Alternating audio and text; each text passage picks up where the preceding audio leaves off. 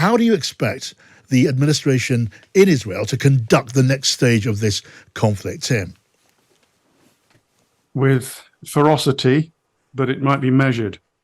Interesting development today is this war cabinet, which includes Benny Gantz, one of the opposition leaders, and he's a former military man with combat experience, and I think will be a wise head around the table.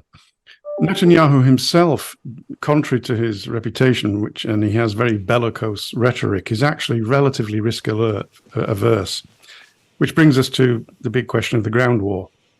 It is not a fait accompli there will be one, although it is probable. I think they've been waiting already for getting all their troops ready in the north on the Lebanese border, because they don't want to start anything down in the south without being ready in the north in case there is a second front. At the moment, I think Hezbollah are making sure they need tens of thousands of troops that were there, but have not yet triggered anything. And they were waiting for the American aircraft carrier, the USS Gerald Ford, to go into position in the Eastern Mediterranean. So I think they are ready to do it, but they are, in the short term, going to try and rely on air power. What they also know is what you've alluded to, being played out on social media. There is a window, we don't know how long it is, where they will continue to smash Gaza to get their revenge for these bestial attacks. This savagery has befallen them. But there's a window of only so long before incredible international pressure mounts on them and on the Americans to call a halt to it.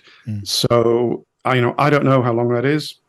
Simon knows more about the region, but even Simon doesn't know what that window is. So, Simon, your thoughts? I mean, when and if, and Tim suggests there's still an if, the Israeli troops cross the border and engage with Hamas, what might that look like against that enormous military might? Would you expect Hamas to in any way fight in the open, or do they retreat into the communities of Gaza and we head into a period of guerrilla fighting with presumably very heavy civilian casualties as well?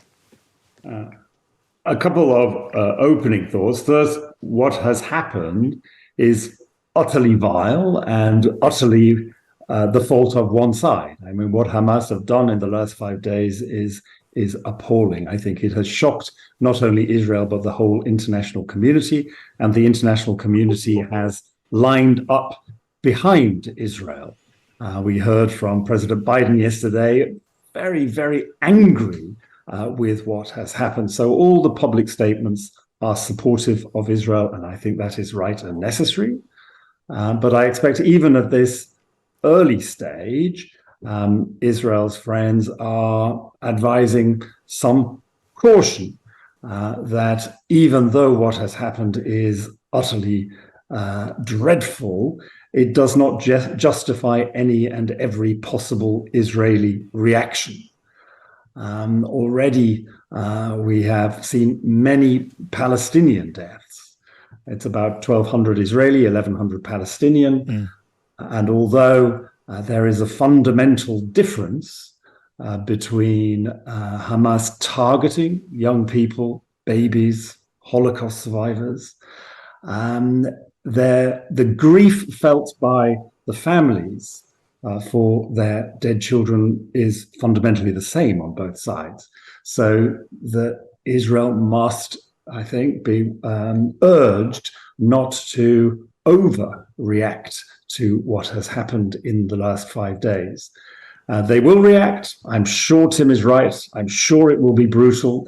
They think it needs to be brutal to send a signal, not only to Hamas, but to Hezbollah and Iran and other potential enemies. But at the end of this, there needs to be negotiation, de-escalation, and there needs to be the possible thread to lead to peace. So Tim, then picking up on that thought, before we get anywhere near the question of contemplating a ceasefire or any kind of resumption of peace talks, it'll escalate further. What about the possibility of escalation beyond the borders? Hezbollah, you mentioned the northern border. What about Hezbollah?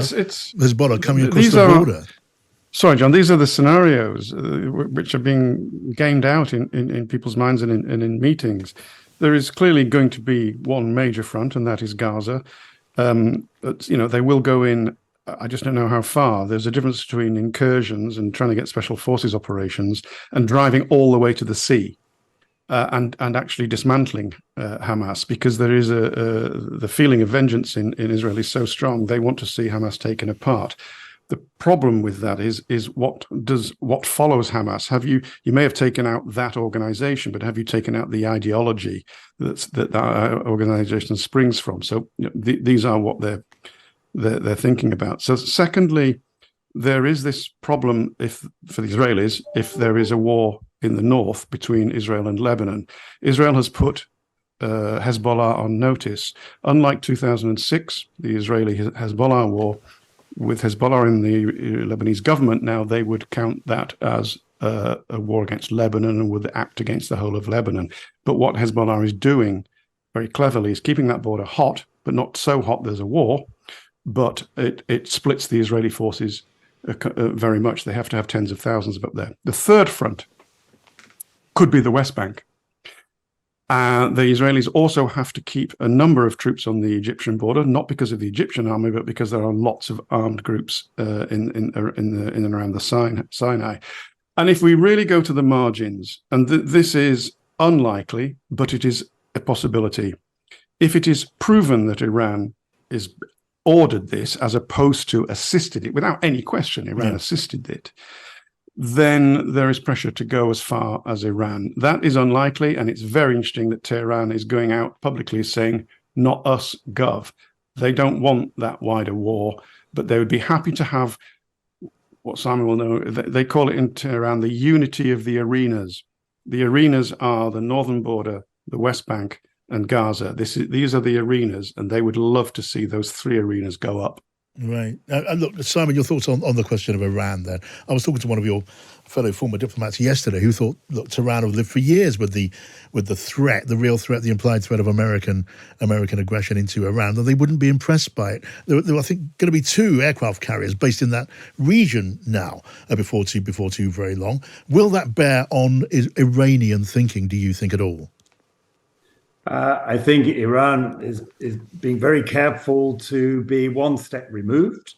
I think that's Iran's interest. I also think, frankly, it's in the Western interest to treat them separately, not to make this a general war or general problem across the Middle East. But undoubtedly, Tehran is in touch with both Hamas and Hezbollah. Undoubtedly, what is happening will please important power centers in Tehran, but this mustn't goad Israel into broadening what is already a difficult and quite big challenge close to home. Israel has faced multiple front conflict before. This started almost to the day, 50 years after the Yom Kippur War, which was fought on all fronts. So, and similarly took Israel by surprise. So Israel, I think, is capable of defending itself against all comers. But Israel does not want to make this, I don't think, any wider than it has to be. Yeah, I mean, look, you both know Israel very, very well. We know there is broadly a mood in Israel to punish Hamas and those behind Hamas for the awful things that we saw over the weekend. More looking at it more closely, do you see layers of Israeli opinion in this, Tim and Simon? Will there be significant disquiet among the Israeli people about what is about to unfold, and serious doubt setting in when it does? Or is it really just go and get those who inflicted this on us? Will that be the mood? The latter is the overwhelming sentiment throughout the Israeli Jewish population, and actually some of the Israeli Arabs, the Christians, for example, that serve in the IDF, and some of the Druze that serve in the IDF. It is absolutely that revulsion. And it's probably been said before, but you can't fully understand the depth of emotion there without understanding the connection that Israel has and its historical memory of the Holocaust, because the events of Saturday reminded them so much of all the stories their grandparents told them, of all the horrors and the barbarity and the savagery that fell upon them in the Holocaust. And they saw almost exactly the same things happening on Saturday. And that is why you talked about layers. Of course, there are layers of Israeli public opinion. I was looking at some footage earlier of a handful of peace demonstrators saying, please don't smash Gaza, stop the air war. But it was perhaps 5 people. Mm. The mood is just, it's hard to imagine. It's the figures. If the Americans had lost the same amount of people, the equivalent of 25,000 in one day. If the Brits had lost, it would be equivalent of waking up and realizing that 6,000 Brits had been slaughtered. But even that, I don't think fully gets us to grasp the depth of the revulsion and the anger that is felt in Israel. So, Simon, we should expect this to get worse, maybe much, much worse, before it ever gets better. Yeah, I agree with everything Tim has just said, but there are another couple of wrinkles. Although the revulsion is deep and universal, Israeli politics immediately before this was divided, as I can remember. And, it's a help to Israel, it's a help to Netanyahu to have this unity cabinet launched today, including 2 very senior, very experienced military figures. I think that deals with the short-term problem of this deep divide in Israel. But already people are wondering how this happened. How could Israel be so totally blindsided? And there are reports out of Cairo that there were warnings from Egypt, maybe not. I noticed that Mark Regev was very careful in how he denied that Egypt had been in touch in recent times. So even though there is this universal feeling and revulsion, there are fissures inside Israel.